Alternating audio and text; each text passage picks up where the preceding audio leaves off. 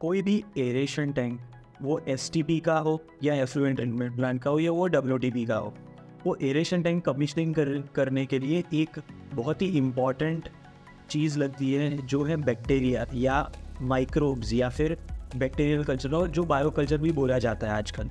अब वो bioculture usually कहाँ से लोग लेते हैं, उसका मेन सोर्स मैंने देखा है personally, most of the companies that are not educated और जिनको पता नहीं है, वो काउडंग यूज़ करती है।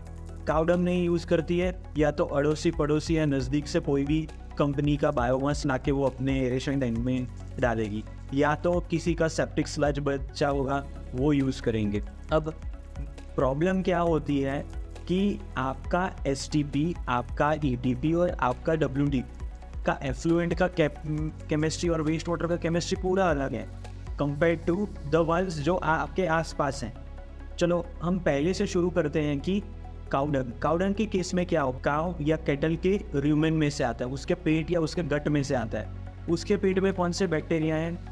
90% एनाएरोबिक बैक्टीरिया है। Most of them are methanogens, जो मीथेन गैस प्रोड्यूस करते हैं। इसीलिए गोबर गैस प्लांट में गोबर डाला जाता है, पर हम क्या करते हैं, हम उसे एरेशन टैंक में डालते हैं। ये माइंडसेट से डालते हैं कि ये काउडंग के अंदर जो बैक्टीरिया है वो मेरे एरेशन टैंक में काम करेगा। अब aeration tank by the name वो क्या है, उसके अंदर आप ब्लोअर डिफ्यूज़र के थ्रू आप एयर पर्ज कर रहे हो, आप डिजोल्व ऑक्सीजन ला रहे हो और वो बैक्टीरिया डेवलप करने की कोशिश कर रहे हो जो एक्चुअली एनाएरोबिक है। ठीक है, अब इस केस के अंदर आप ही सोचिए कि पूरा माइक्रोबियल कम्युनिटी का हाल क्या होगा। मान लीजिए कि आपने काउडंग से कमीशनिंग स्टार्ट भी कर दी, तो आप देखिए कितना कमीशनिंग का पीरियड बढ़ जाता है। करीबन 20, 30, 60, 90 दिन तक उसका एरेशन टैंक स्टेबल नहीं होता है। स्टेबल का मतलब मैं क्या कहना चाहता हूँ, काउडंग आप डालोगे, 90% बैक्टीरिया आपके काम के नहीं है। वो बैक्टीरिया क्या होंगे, वो डेड हो जाएंगे, या तो वो लाइट हो जाएंगे, वो फ्लोट करके आपके एरेशन टैंक के ऊपर आएंगे, या तो वो आपके सेकेंडरी क्लैरिफायर के पास आ जाएंगे। फिर वो कचरा आपको निकालना होगा। और काउडंग भी डालते हैं तो वो कुछ प्योर फॉर्म में नहीं रहता, और डालने का मेन रीज़न मुझे ऐसा लग रहा है क्योंकि वो चीपली अवेलेबल है। आप उसके आगे लॉन्ग रन में जाइए, एक तो उसका स्टेबिलाइज होने का पीरियड, कमीशनिंग का पीरियड इतना बढ़ जाता है 90 दिन। दूसरा, क्या गारंटी है कि वो काउडंग से आपका ऑर्गेनिक COD BOD कम होगा या अमोनिकल नाइट्रोजन कम होगा?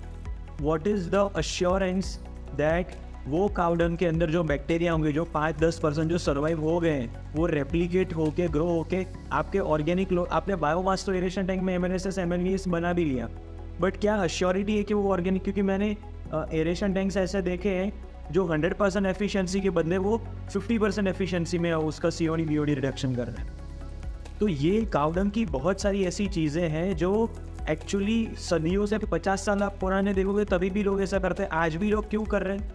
पहले इसीलिए करते हैं कि कोई टेक्नोलॉजी अवेलेबल नहीं थी, आज वो टेक्नोलॉजी अवेलेबल है।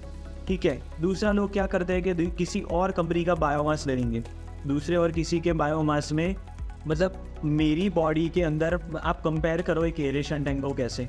एक एरेशन टैंक एक इंसान की तरह है। मानो चाइना है, चाइना के लोगों का डाइजेस्टिव सिस्टम कैसे बना हुआ है, mostly they eat non veg. तो आज एक ब्राह्मण इंसान को आप बोलोगे कि भाई आप चाइना में जाओ और क्रैब्स, प्रॉन्स वगैरह का, बट उसका डाइजेस्टिव सिस्टम, आपका एरेशन टैंक उसके लिए बना ही नहीं है।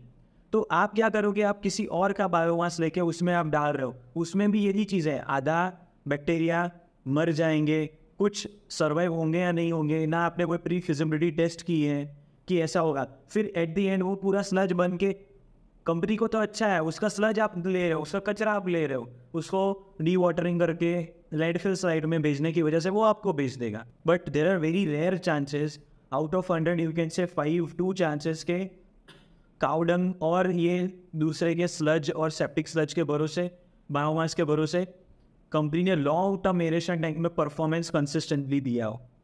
इसके लिए आपको ज़रूरत है एक रोबस्ट बैक्टीरियल कल्चर जो स्पेशली डिज़ाइंड हुआ है आपके एफ्लुएंट के केमिस्ट्री के हिसाब से। आप हमें कंपोजिट सैंपल दे दीजिए आपका, हमें हमारा COD XYZ रेंज तक आएगा, अमोनिकल नाइट्रोजन ये रेंज में आएगा, pH ये रेंज पे आएगा। हम लोग एक understanding from the point of view of chemistry the best bacteria that are suitable for giving organic matter reduction in 24, 48 and 72 hours के अंदर रिडक्शन लाने के लिए वी विल हेल्प यू। तो हमारा एक क्लिनिक भी स्टार्ट होने वाला है बहुत ही जल्दी, जहाँ पे हम लोग आपके एरेशन टैंक का पूरा डायग्नोसिस करेंगे, उसका पूरा सर्जरी करेंगे कि एक्चुअली ये हेल्दी कितना है, क्या आपको करना चाहिए, क्या ये एरेशन टैंक की कैपेसिटी कितनी हम बढ़ा सकते हैं। जैसे कि फार्मा, टेक्सटाइल, पेपर मिल, केमिकल सेक्टर, एग्रोकेमिकल्स, ये सब की सीओडी और एफ्लुएंट की केमिस्ट्री पूरी अलग है। सीवेज का बायोमास एंड अप हुआ है 500 सीओडी या 1000 सीओडी झेलने के लिए, उससे ज़्यादा उसकी कैपेसिटी है ही नहीं। तो आप क्या कर रहे हो कि उसके भरोसे कैसे आप आपका एरेशन टैंक का सीओडी रिडक्शन एक्सेप्ट कर रहे हो। ठीक है, कुछ बीओडी लोड देने के लिए आप दे रहे हो तो बात अलग है, बट प्रॉब्लम यहाँ पे ये है कि आप उसको बायोमास के फॉर्म में इनोकुलम यूज़ कर रहे हो। इससे प्रॉब्लम्स कौन सी इन्वाइट होगी आप देखिए।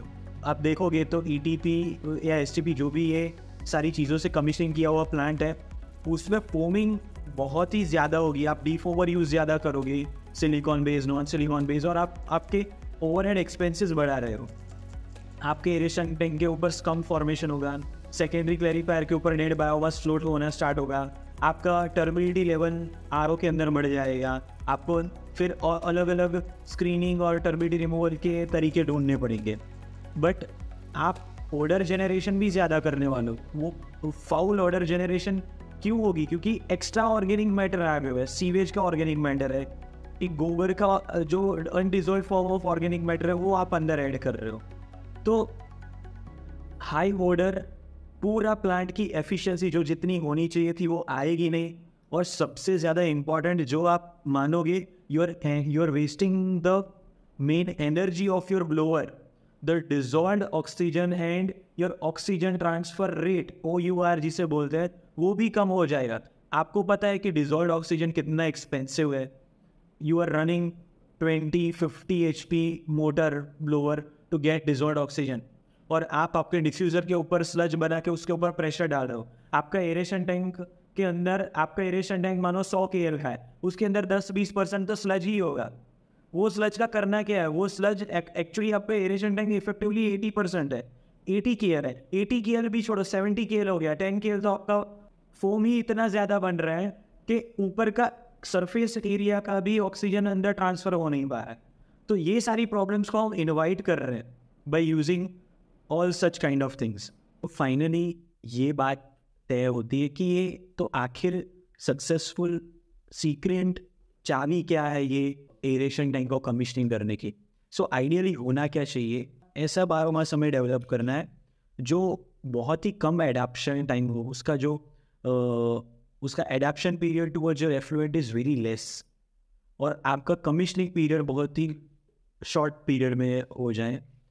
बायोमास बहुत ही रोबस्ट होना चाहिए जो कि आपका ये सारे शॉक लोड एब्जॉर्ब कर पाए, और जो एरेशन टैंक आपका डिज़ाइन किया गया है, जो डिजॉल्व्ड ऑक्सीजन जो ppm लेवल पे, और जो डिज़ायर्ड COD, BOD और अमोनिक नाइट्रोजन जो रिडक्शन आना चाहिए वो अचीव हो पाए। आपका टर्शियरी ट्रीटमेंट का प्रोसेस आसान हो जाए, क्योंकि टर्बिडिटी आपका नेचुरली सेकेंडरी क्लैरिफायर में कम हो जाए। वो एक आइडियल एरेशन टैंक कमीशनिंग का पूरा प्रोसेस होता है। अगर आपको इस वीडियो के माध्यम से कुछ भी वैल्यू क्रिएशन मिल रहा है, I request you to please support us by clicking on the like button, and do comment that what would you like to hear from us more on this. For such water, wastewater and environment related videos and content, please subscribe to our channel. This is Yamish signing off. Thank you.